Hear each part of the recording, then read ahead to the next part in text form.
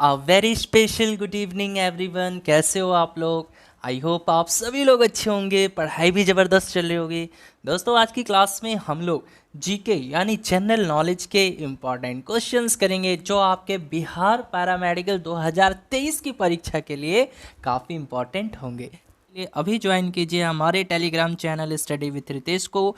वहाँ पर आपको हर एक क्लास का PDF, notes, paper, important news वगैरह एग्जाम रिलेटेड हर एक इन्फॉर्मेशन दी जाती है। ठीक है, तो जल्दी से बच्चों हमारे टेलीग्राम चैनल से भी आप लोग जुड़ जाइएगा।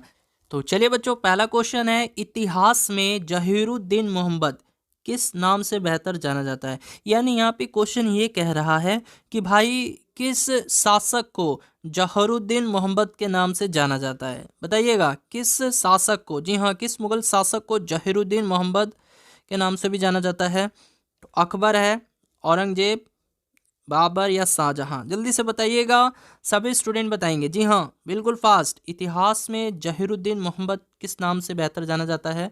तो जी हाँ, ऑप्शन नंबर सी यदि आप लोग जवाब दे रहे हैं देन आपका आंसर सही है। तो बाबर को जो है जहीरुद्दीन मोहम्मद के नाम से भी जानते हैं। अगर आपसे मैं पूछूं बच्चों, मुगल वंश के संस्थापक कौन थे?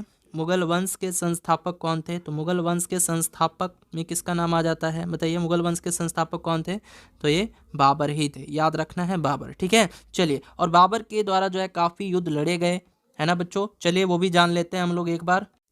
तो देखिए बच्चों, एक तो युद्ध था पानीपत का, है ना। पानीपत का प्रथम युद्ध, ये तो आप सभी जानते होंगे। पानीपत का प्रथम युद्ध ये बाबर और इब्राहिम लोदी के बीच लड़ा गया था।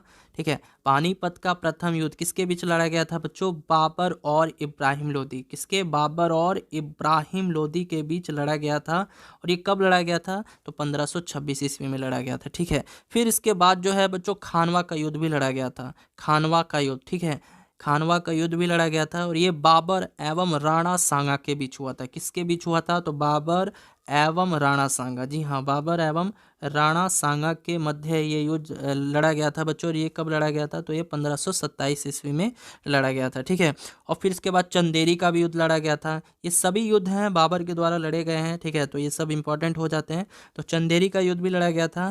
तो ये किसके बीच हुआ था बच्चों? मैदिनी राय और बाबर के बीच हुआ था। किसके बीच? मैदिनी राय। मैदिनी राय भी एक शासक थे। तो मैदिनी राय एवं बाबर के बीच लड़ा गया था। और ये कब लड़ा गया था बच्चों?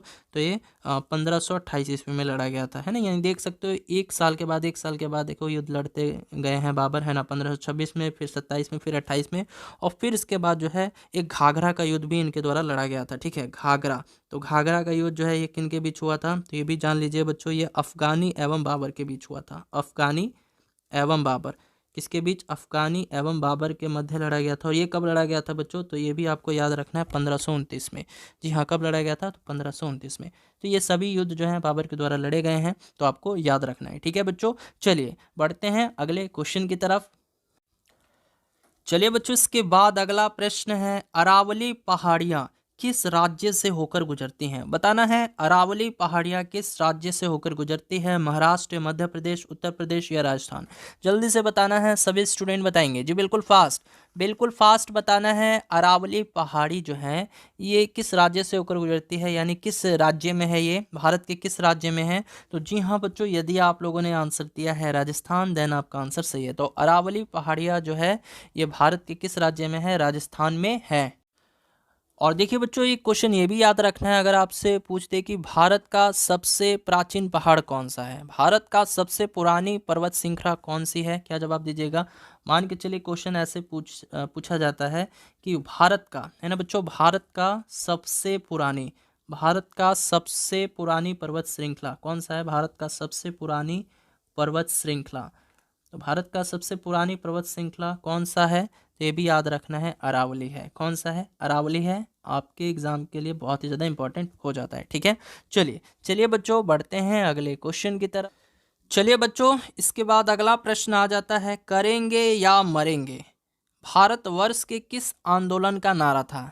बच्चों, करेंगे या मरेंगे ये एक नारा दिया गया, तो ये किस आंदोलन के तहत दिया गया, यानी ये किस आंदोलन में दिया गया? तो भारत छोड़ो आंदोलन में दिया गया, या नमक आंदोलन में दिया गया, या असहयोग आंदोलन में दिया गया, या नील क्रांति आंदोलन में दिया गया? जल्दी से बताना है, सभी स्टूडेंट बताएंगे। तो बिल्कुल फास्ट तरीके से आंसर करना है, करेंगे या मरेंगे। जी हाँ, करेंगे या मरेंगे, ये नारा किस आंदोलन के तहत दिया गया? तो जी हाँ बच्चों, यदि आपने जवाब दिया है ऑप्शन नंबर ए, जी हाँ ऑप्शन नंबर ए, यानी भारत छोड़ो आंदोलन 1942 के तहत ये करेंगे या मरेंगे वाला नारा दिया गया था। ठीक है, देखिए क्वेश्चन ये भी पूछ लेता है कि भारत छोड़ो आंदोलन कब हुआ था। मान के चलिए अगर प्रश्न पूछ देता है कि भारत छोड़ो आंदोलन, जी हाँ भारत छोड़ो आंदोलन अगर पूछ लेता है कि ये कब हुआ था, तो भारत छोड़ो आंदोलन कब हुआ था बच्चों, तो ये भी याद रखना है कब हुआ था। तो 9 अगस्त 1942 को, कब हुआ था? 9 अगस्त 1942 को हुआ था। ठीक है, इंपॉर्टेंट क्वेश्चन हो जाता है आपके पैरामेडिकल के एग्जाम के पॉइंट ऑफ व्यू से और आईटीआई के भी एग्जाम के पॉइंट ऑफ व्यू से। चलिए बच्चों, बढ़ते हैं अगले क्वेश्चन की तरफ। चलिए बच्चों, इसके बाद अगला प्रश्न आ जाता है, भारत के स्वतंत्रता प्राप्ति के समय ब्रिटेन के प्रधानमंत्री कौन थे? बताना है, भारत के स्वतंत्रता प्राप्ति के समय जो ब्रिटेन के प्रधानमंत्री थे वो कौन थे? विंस्टन चर्चिल, या क्लेमेंट एटली, या हैरोल्ड विल्सन, या एंथोनी एडन? जल्दी से बताइएगा, भारत की स्वतंत्रता प्राप्ति के समय जो ब्रिटेन के प्राइम मिनिस्टर थे वो कौन थे? जी हाँ, जल्दी से बताना है, सभी स्टूडेंट बताएंगे बिल्कुल फास्ट। भारत के स्वतंत्रता प्राप्ति के समय ब्रिटेन के जो प्रधानमंत्री थे वो कौन थे? तो वेरी गुड, यदि आपने जवाब दिया है ऑप्शन नंबर बी यानी क्लेमेंट एटली, देन आपका आंसर सही है। तो क्लेमेंट एटली जो थे ये ब्रिटेन के प्रधानमंत्री थे जिस समय भारत को स्वतंत्रता मिली थी, है ना। तो जिस समय भारत को स्वतंत्रता मिली थी उस समय ब्रिटेन के प्रधानमंत्री क्लेमेंट एटली थे। चलिए बच्चों, इसके बाद चलते हैं अगले क्वेश्चन की तरफ। चलिए बच्चों, अगला प्रश्न है, भारतीय राष्ट्रीय कांग्रेस की प्रथम महिला अध्यक्ष कौन थी? सरोजनी नायडू, नेल्ली सेनगुप्ता, एनी बेसेंट, या अरुणा असफ अली? जल्दी से बताइएगा, भारतीय राष्ट्रीय कांग्रेस की प्रथम महिला अध्यक्ष कौन थी? सरोजनी नायडू, नेल्ली सेनगुप्ता, एनी बेसेंट, या अरुणा असफ अली? तो जी हाँ बच्चों, बिल्कुल फास्ट तरीके से आंसर करना है, सभी स्टूडेंट इस प्यारे से क्वेश्चन का आंसर करेंगे। तो जी हाँ बच्चों, यदि आपने जवाब दिया है ऑप्शन नंबर सी, देन आपका आंसर सही है। जी हाँ, ऑप्शन नंबर सी यदि आपने जवाब दिया है देन आपका आंसर सही है। तो भारतीय राष्ट्रीय कांग्रेस की प्रथम महिला अध्यक्ष कौन थी? एनी बेसेंट थी। ठीक है, और साथ ही साथ देखिए बच्चों, एनी बेसेंट का नाम एक आंदोलन में आ जाता है। अगर आपसे पूछेगा कि बच्चों होम रूल लीग है ना, होम रूल लीग की स्थापना किसके द्वारा की गई थी? देखिए, अगर आपसे पूछता है कि होम रूल लीग की स्थापना किसके द्वारा की गई थी, तो बच्चों दो लोग थे, है ना। तो सबसे पहला नाम तो आ जाता है बाल गंगाधर तिलक जी का, और फिर उसके बाद एनी बेसेंट जी का भी नाम आ जाता है। और ये क्वेश्चन आ रखा है आपके एग्जाम में। ठीक है, तो होम रूल लीग की स्थापना किसके द्वारा की गई थी? बाल गंगाधर तिलक और एनी बेसेंट के द्वारा। अच्छा, अगर मैं आपसे पूछूं कि होम रूल लीग की स्थापना कब हुई थी, तो चलिए यहाँ पर आप लोगों ने तो ये बता दिया कि होम रूल की स्थापना किसके द्वारा हुई थी, तो बाल गंगाधर तिलक और एनी बेसेंट के द्वारा हुई थी। लेकिन अब मैं पूछूं कब हुई थी, किस वर्ष हुई थी, तो चलिए ये जो है क्वेश्चन आप लोगों के लिए होमवर्क के रूप में रहा। तो क्लास ओवर हो जाने के बाद वीडियो के कमेंट सेक्शन में आप सभी विद्यार्थी को आंसर देना होगा। ठीक है, मैं हर एक स्टूडेंट का आंसर चेक करूंगा और फीडबैक भी देने का प्रयास करूंगा। ठीक है, चलिए बच्चों, बढ़ते हैं अब अगले क्वेश्चन की तरफ। चलिए बच्चों, अगला प्रश्न आ चुका है आपकी स्क्रीन पे, भारत की प्रथम पंचवर्षीय योजना प्रारंभ हुई कब हुई थी? 1952 से 53 ईस्वी में, या 1951 से 52 ईस्वी में, या 1956 से 57 ईस्वी में, या 1948 से 1949 ईस्वी में? जल्दी बताना है। जी हाँ, सभी स्टूडेंट बताएंगे, इस प्यारे से क्वेश्चन का आंसर करेंगे बिल्कुल फास्ट आंसर करना है सभी स्टूडेंट को। भाई, भारत की प्रथम पंचवर्षीय योजना जो है ये कब शुरू हुई थी, कब प्रारंभ हुई थी? बिल्कुल फास्ट, हाँ जी बिल्कुल फास्ट आंसर करें आप सभी बच्चे। तो जी हाँ, यदि आपने जवाब दिया है ऑप्शन नंबर बी यानी 1951 से 52 ईस्वी में, देन आपका आंसर सही है। तो 1951 से 52 ईस्वी में जो है भारत में प्रथम पंचवर्षीय योजना की शुरुआत की गई थी। ठीक है बच्चों, चलिए बढ़ते हैं अगले क्वेश्चन की तरफ। अब देखिए बच्चों, यहाँ पे पंचवर्षीय योजना से पहले है ना एक योजना आयोग बनाया गया था। तो कभी कभी आपके एग्जाम में पूछा जा सकता है कि योजना आयोग की स्थापना कब हुई। बता सकते हैं आप लोग योजना आयोग? यह आपके एग्जाम में पूछा जा चुका है। योजना आयोग बता दीजिए। योजना आयोग, जी हाँ, योजना आयोग की स्थापना कब हुई थी? योजना आयोग की स्थापना कब हुई थी और इसके अध्यक्ष कौन होते हैं ये भी बताना होगा आपको। तो योजना आयोग की स्थापना कब हुई थी बच्चों? तो आपको बता दिया जाए 15 मार्च 1950। जी हाँ, 15 मार्च 1950 ईस्वी को योजना आयोग की स्थापना हुई थी। याद रखना है आपको, ठीक है। और कभी कभी ये भी पूछ लेता है कि योजना आयोग के अध्यक्ष कौन होते हैं। योजना आयोग के अध्यक्ष कौन होते हैं बताइए? योजना आयोग है ना, योजना आयोग के अध्यक्ष, योजना आयोग के अध्यक्ष कौन होते हैं? तो योजना आयोग के अध्यक्ष कौन होते हैं? तो ये देश के प्रधानमंत्री होते हैं, प्राइम मिनिस्टर, ठीक है। प्रधानमंत्री लिखना है, प्रधानमंत्री। ओके, देश के प्रधानमंत्री होते हैं। ओके बच्चों, चलिए बहुत अच्छी बात है। बढ़ते हैं हम लोग अगले क्वेश्चन। चलिए प्यारे बच्चों, इसके बाद अगला प्रश्न आ जाता है, ध्यान देना है बच्चों। क्वेश्चन है, बांग्लादेश का राष्ट्रीय गीत आमर सोनार बंगला ये किसके द्वारा लिखा गया है? बताइएगा। बांग्लादेश का जो राष्ट्रीय गीत है, जैसे हमारा देश का राष्ट्रीय गीत क्या है? वंदे मातरम है, ठीक है। हमारे देश यानी भारत का राष्ट्रीय गीत क्या है? वंदे मातरम है। ठीक उसी प्रकार बांग्लादेश का जो राष्ट्रीय गीत है वो क्या है? आमर सोनार बंगला। तो ये किसके द्वारा लिखा गया है? रजनीकांत सेन के द्वारा, द्विजेंद्र लाल रे के द्वारा, या रविंद्रनाथ टैगोर के द्वारा, या काजी नजरुल इस्लाम के द्वारा? बताइएगा, सभी बच्चे बताएंगे, बिल्कुल फास्ट, बिल्कुल फास्ट बताना है। तो जी हाँ बच्चों, यदि आपने जवाब दिया है ऑप्शन नंबर सी, देन आपका आंसर सही है। तो भारत का जो राष्ट्रीय गीत है आमर सोनार बंगला ये किसके द्वारा लिखा गया है? तो रविंद्रनाथ टैगोर जी के द्वारा लिखा गया है, ठीक है बच्चों। तो बच्चों देखिए, आपको ये भी याद रखना है, अगर पूछ ले कि जो भारत का राष्ट्रीय गान है जन गण मन, उसके रचयिता कौन है? तो उसके रचयिता भी रविंद्रनाथ टैगोर जी ही हैं, है ना। और बांग्लादेश का जो राष्ट्रीय गीत है आमार सोनार बंगला, इसके भी रचयिता रविंद्रनाथ टैगोर जी ही हैं, ठीक है बच्चों। चलिए बहुत अच्छी बात है, बढ़ते हैं अब अगले क्वेश्चन की तरफ। तो चलिए बच्चों, इसके बाद अगला प्रश्न है, भारतीय संविधान में कितनी मान्यताएं प्राप्त भाषाएं हैं? कितनी भाषाएं हैं बच्चों भारतीय संविधान के अनुसार? बताइएगा। 15, 18, 20 या इनमें से कोई नहीं? जल्दी से बताना है, सभी स्टूडेंट बताएंगे बिल्कुल फास्ट कि भारतीय संविधान में कितनी मान्यताएं प्राप्त हैं भाषाओं को, यानी कितनी भाषाओं का उल्लेख किया गया है भारतीय संविधान के अनुसार।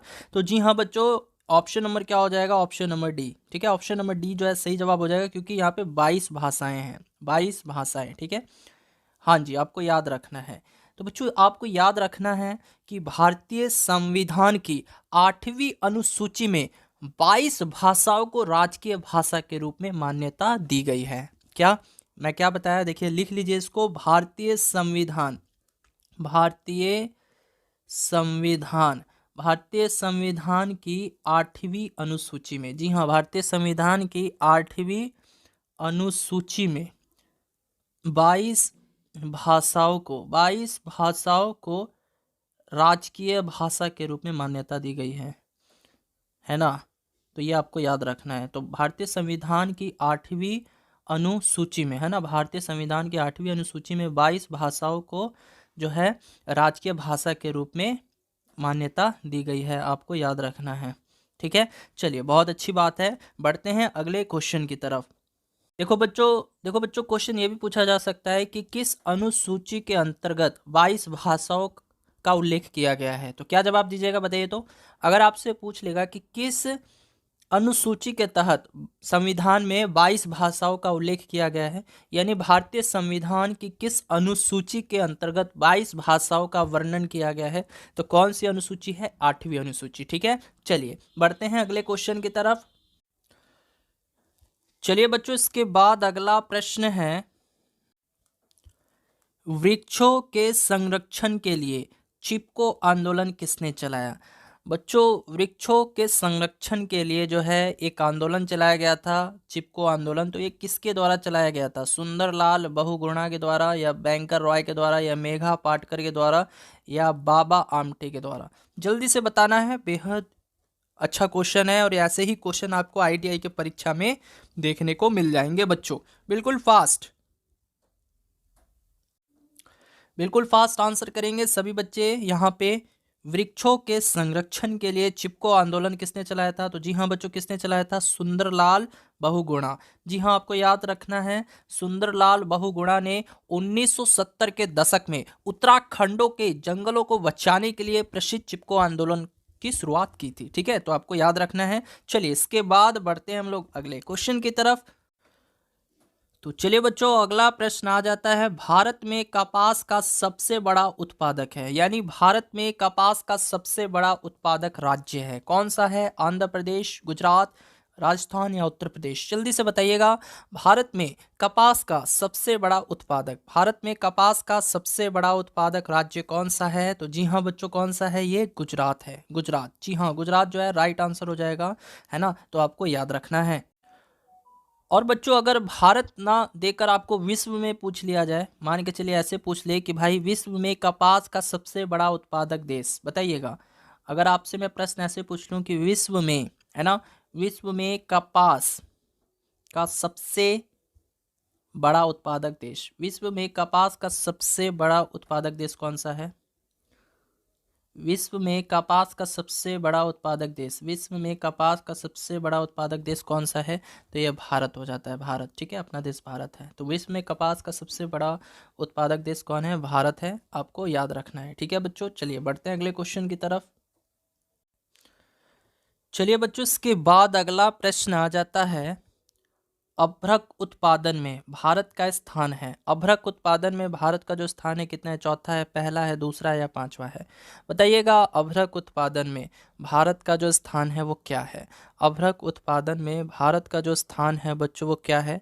तो जी हाँ, भारत का जो स्थान है वो विश्व में प्रथम स्थान है ना? अभ्रक उत्पादन में जो भारत का स्थान है विश्व में वो क्या है? पहला स्थान है, यानी ऑप्शन नंबर बी जो है आपके इस क्वेश्चन का सही जवाब हो जाएगा। ठीक है, तो अभ्रक के उत्पादन में भारत विश्व में प्रथम स्थान पे है। यहाँ से विश्व में मिलने वाली अच्छी किस्म का अभ्रक का लगभग जो है 60 से भी अधिक प्रतिशत का उत्पादन किया जाता है, तो ये आपको याद रखना है। ठीक है बच्चों, चलिए बच्चों, अगला प्रश्न है, गन्ने का अधिकतम उत्पादन करने वाला प्रदेश, यानी आपको बताना है भारत के किस राज्य में गन्ने का उत्पादन सर्वाधिक होता है, बताना है। बिल्कुल फास्ट। गन्ने का अधिकतम उत्पादन करने वाला प्रदेश, यानी गन्ने का अधिकतम उत्पादन करने वाला भारत का राज्य, भारत का ऐसा कौन सा राज्य है जहां पर गन्ने का उत्पादन अधिकतम होता है? जी हाँ, बताना है। उत्तर प्रदेश हो जाएगा, महाराष्ट्र, पंजाब, बिहार? तो जी हाँ बच्चों, यदि आपने जवाब दिया है ऑप्शन नंबर ए यानी उत्तर प्रदेश, देन आपका आंसर सही है। तो याद रखना है, गन्ने का अधिकतम उत्पादन भारत के उत्तर प्रदेश में होता है। चलिए बच्चों बढ़ते हैं हम लोग अगले क्वेश्चन की तरफ।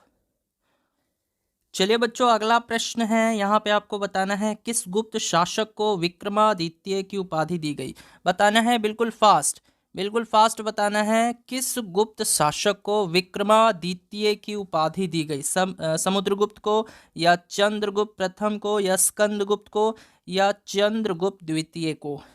जल्दी से बताना है, किस गुप्त शासक को विक्रमादित्य की उपाधि दी गई? बिल्कुल फास्ट।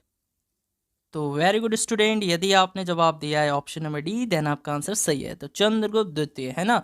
तो विक्रमादित्य की उपाधि किसको दी गई? चंद्रगुप्त द्वितीय को दी गई। और ये कौन था बच्चों? तो ये समुद्रगुप्त का पुत्र था, है ना? तो समुद्रगुप्त के पुत्र चंद्रगुप्त द्वितीय को विक्रमादित्य की उपाधि दी गई थी, है ना? चलिए बढ़ते हैं हम लोग अगले क्वेश्चन की तरफ। चलिए बच्चों, अगला प्रश्न है, सन 1961 ईस्वी में पुर्तगालियों से कौन से भारतीय राज्य को मुक्त कराया गया? पांडिचेरी, मद्रास, गोवा, केरल? जल्दी से बताना है। देखिए बच्चों, हुआ क्या था, पुर्तगालियों ने, है ना बच्चों, कई सारे भारतीय राज्यों पर कब्जा कर लिया था। तो 1961 में, है ना, काफ़ी भारतीय राज्यों को मुक्त करा दिया गया। तो आपको बताना है कि कौन कौन से राज्य थे, यानी सन 1961 ईस्वी में पुर्तगालियों से कौन से भारतीय राज्यों को मुक्त कराया गया? तो पांडिचेरी, मद्रास, गोवा या केरल? तो जी हाँ बच्चों, यदि आपने जवाब दिया है ऑप्शन नंबर सी यानी गोवा, देन आपका आंसर सही है। तो याद रखना है बच्चों, 19 दिसंबर, है ना, 19 दिसंबर 1961 की बात है। तो 19 दिसंबर 1961 को भारतीय सेना ने ऑपरेशन विजय अभियान शुरू करके गोवा और दमन और दीप को पुर्तगालियों के शासन से मुक्त कराया था। ठीक है, तो गोवा तो था ही साथ बच्चों एक और राज्य था बच्चों, दमन दीप, है ना, दमन और दीप। तो आपको देखिए अभी ये जो है ना बच्चों, दमन और दीप ये क्या हो गया है, केंद्र शासित प्रदेश हो गया है ना। हाँ, तो आपको याद रखना है। ओके बच्चों, हाँ जी। तो चलिए बढ़ते हैं अब हम लोग अगले क्वेश्चन की तरफ।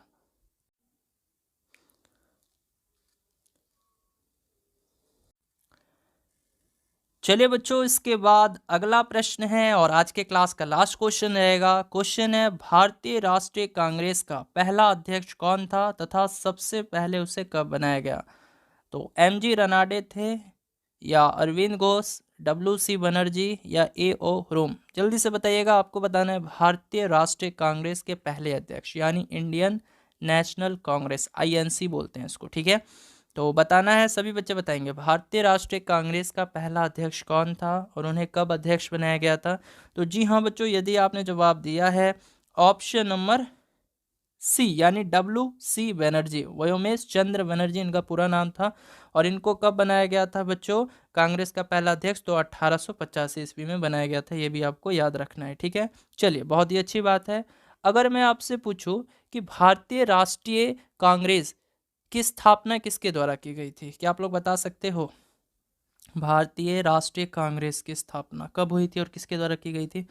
भारतीय राष्ट्रीय कांग्रेस की स्थापना किसके द्वारा हुई थी? तो बच्चों ये हुई थी ए ओ ह्यूम द्वारा, ए ओ ह्यूम द्वारा हुई थी। ठीक है, याद रखना है।